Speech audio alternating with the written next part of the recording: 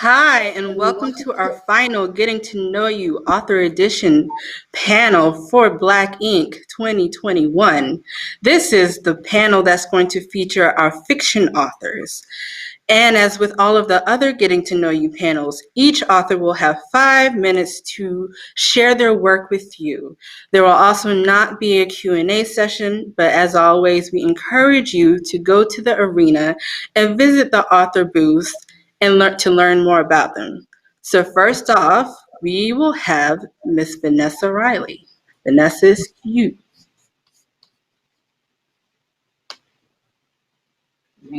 Oh, you're muted. Well, I was saying thank you for having me. This is my first time at this Charleston Fair, and it's been wonderful interacting with everyone. Hello, I'm Vanessa Riley. I am a novelist of historical fiction and historical romance. I focus on the Georgian and Regency eras, and I look at the diaspora from the perspective of what was happening in England, what was happening in her colonies, which included the West Indies. Um, this point in my career, I'm about 23, 25 books in.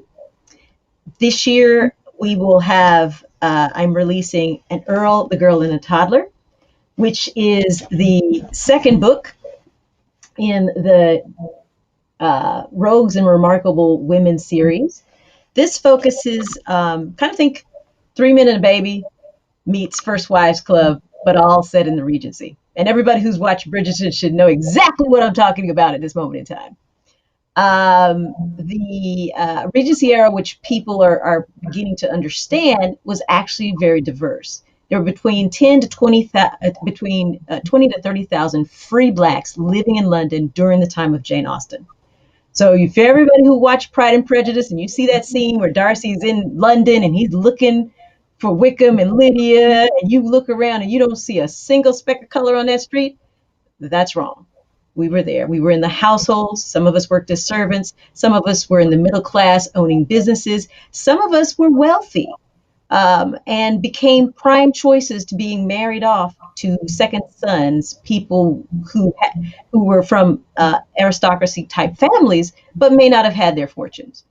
There was a mass transmit of children from the West Indies going to Scotland and Ireland and London and England for education. So there's a lot more transportation, lots more migration that happens during these time frames than what we see on TV. And so novelists like myself are trying to make a difference. We are trying to spread that gap and entertain and educate. Kind of edutainment, I think is the right word. So once again, An Earl, the Girl, and a Toddler comes out in April. This is the continuation in the saga. You're going to meet Lord Ashbrook. Lord Ashbrook is the barrister from the first book. He helps his aunt with the widow's grace mechanisms, trying to keep them out of trouble. But he's a single widower father of a beautiful little girl named Hope, and you're going to learn his story. And then our favorite amnesiac from book one is also in there. Lastly, I just want to talk a little bit about Island Queen. This is my first historical fiction. It'll be coming out in July with HarperCollins, William Morrow. It's taken 6 years for me to find this woman, Dorothy Kerwin Thomas. She's one of the exceptions. When people say that we didn't reach the heights of success, they're completely wrong. This woman was enslaved. She saves money, creates businesses, and is able to buy her freedom as well as the freedom of her children. She goes on to build luxury hotels across the West Indies. She has scandalous, wonderful affairs. The men's is very interesting. Y'all will learn about that. Including Prince William Henry, who's the future king of England, William IV. So when people say no and can't and couldn't be, they don't know their history. And once again, I'm Vanessa Riley. Look for me at vanessariley.com and the books that are coming out this year. That's it. Thank you so much, Vanessa. I know I'm looking forward to them, and I'm pretty sure after that presentation, nearly all of our attendees should be looking forward to it as well. Next up, we have Raykel Tolson. Hi, I'm Raykel Tolson. I'm a self-published author. Published through my company, Tolson Publishing. You can find me at www.tolsonbooks.com. I write inspirational nonfiction, fiction, and children's picture books. My Christians, I can't call some of my books Christian fiction because I have real Christians who are imperfect, who drink, smoke, and have premarital sex. So it's not graphic. So it's still something that I think Christians could read but it's all about the message. I'm all about message. I say that my books make you think about what you think about. And it's not to say that what you think is right or wrong, but it's like, okay, but why do you think that? So it's especially for Christians, because we hold a lot of beliefs. We hold a lot of beliefs that don't serve us. And it's like, why are you holding on to that belief? Why are you making that belief is making you feel unworthy and unloved? Why are you holding on to that belief? So that's why I write my books. I'm going to read just a little bit from my book, Undefiled. This is the one with the real Christians who are imperfect. So I call it inspirational fiction because there's a scripture that says the marriage bed is undefiled. But I used to, go to singles ministries, conferences, and some of the church people would say no, that the marriage bed couldn't be defiled.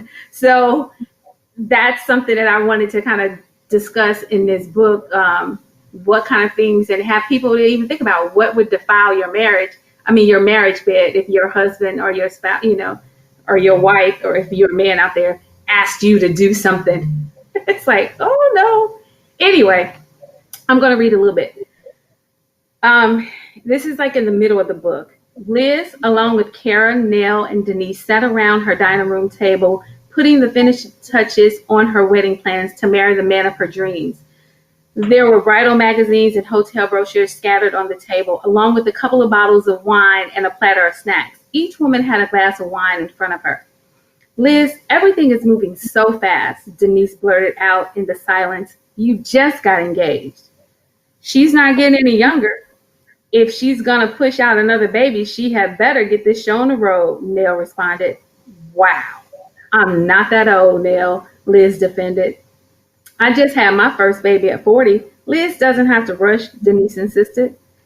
Yeah, Janet Jackson delivered a healthy baby at 50, Kara offered. Ain't no sane woman having a baby at 50 unless it's for a billionaire. Cha-ching, Nell interjected.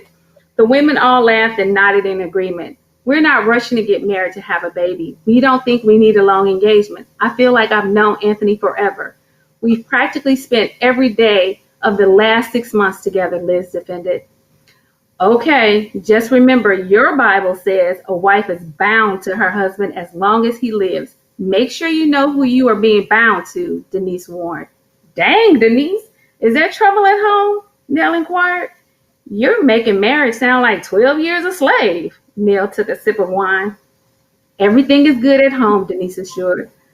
I just want Liz to know what she is getting into. Marriage ain't always fun or easy.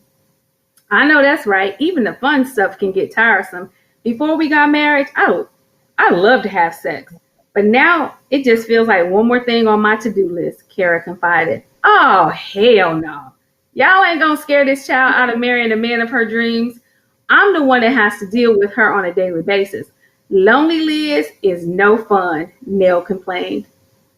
Look, I know I joke around a lot. I think I was a comedian in my former life, but Liz's marriage is what you make it. My marriage was wonderful before my husband died, and although we had known each other for years, we learned more about each other after we got married and started living together, Nell shared. After taking a sip from her glass, she continued, see, you young women think life is like a fairy tale. You're looking for happily ever after at the wedding, when in truth, it's not until way after the wedding that you truly begin to love one another. And Kara, you're too young to think of sex as a chore. Get more adventurous in the bedroom. I used to love dressing up like a sexy cop. I would even use handcuffs. Nell smiled at the memory. The three women looked at her strangely. Don't let this fat fool you, baby. Nell holds it down in the bedroom. Nell bragged. I will end there, but if that was just, I chose that one because they were talking about a bedroom and just the whole undefiled, and you have to read it to see what her her fiance will probably have her do in the, well, which wants to happen in the bedroom. So I hope that you guys enjoyed that reading. I hope you will go get the book. If you go to www.tolsonbooks, and that's TOLSON books.com. And today, well, this weekend, you get free shipping if you use the code Black Ink, and you purchase $19 worth of books. So thank you. This is my first time here, and I'm so happy, and I love this, and I love being able to reach out with people. So thank you guys for inviting me. We are thrilled to have you. We're so excited.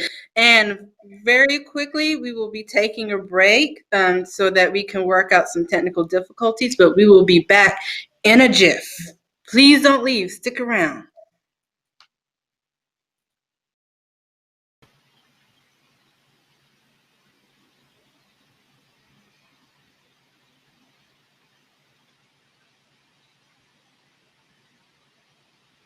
All right, everyone, we're back, and we have our final author for this session, Preslaysa Williams.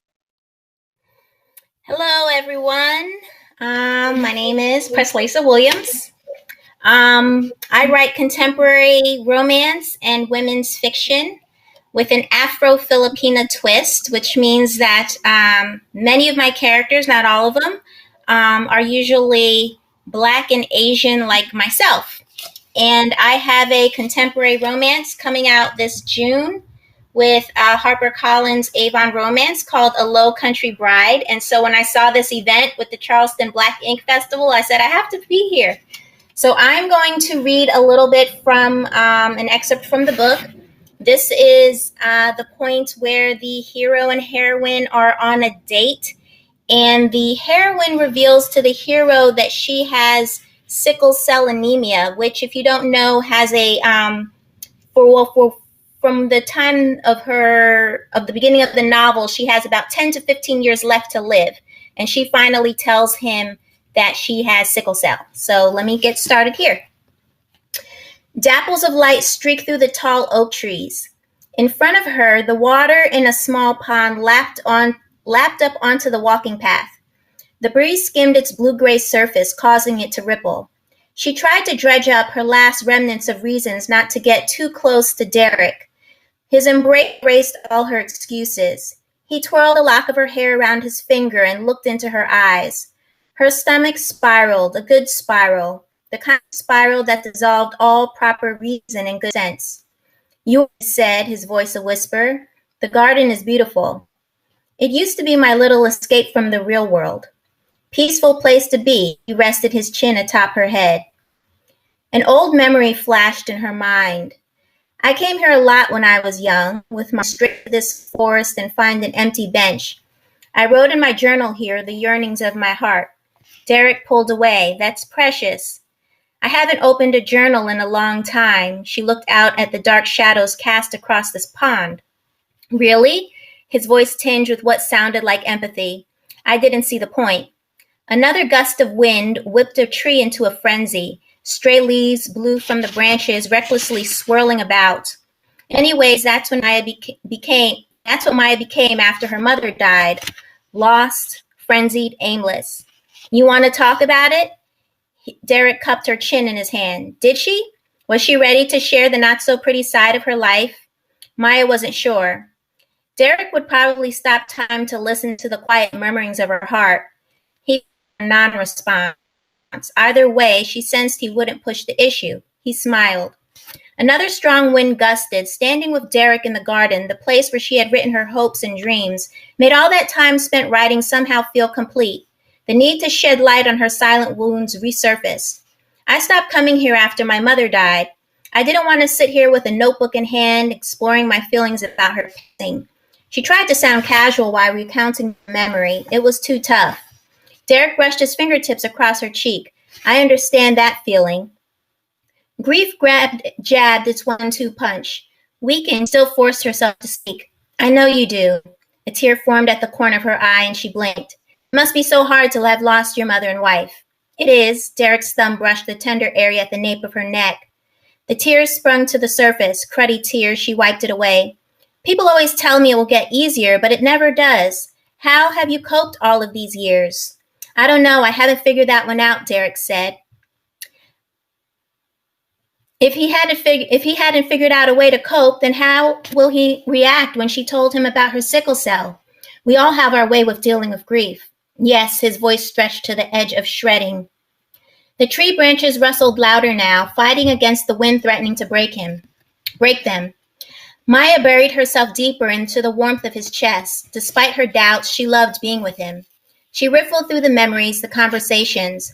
I haven't been on a date in the longest time. I never imagined myself dating again, to be quite honest. Confusion flit across his face for a split second, then he stepped away. Stripped of his embrace, a chill coursed through her despite the warmth of his leather jacket. As she stood there, her shoulders hunched, her jaw rattling, she felt how hard it would be to tell him, but she would. I've thought the same about myself. I'm glad you took that step with me today. You've been so wonderful with Jamila, especially when you don't have to be. We haven't had this kind of presence in our lives since Grace, my late wife. Since Grace? He's now likening me to his deceased wife? Oh my. If they continued on this path, he would meet the same fate with Maya. I need to tell you something. He nodded. Go ahead. I have sickle cell anemia, Derek. When I first received the diagnosis, the doctor said my lifespan would be 10 to 15 years from now. I'm dying. There. She said it. And I'll stop right there because I was getting close to 5 minutes. All right. Oops. Thank you so much, Preslaysa. That was great. You all were wonderful. And I hope that our attendees will go to the arena area and visit your booths where they can find more information, how to follow you on social media, how to purchase your books, and, stop by their office hours. We'll be putting in have brand new office hours for some of these authors, and we'll be putting that in the event feed. So check that out and enjoy this brief little break that we're going to have and be back right here for the 7 o'clock panel for 2021 Black authorship. Thanks so much for attending.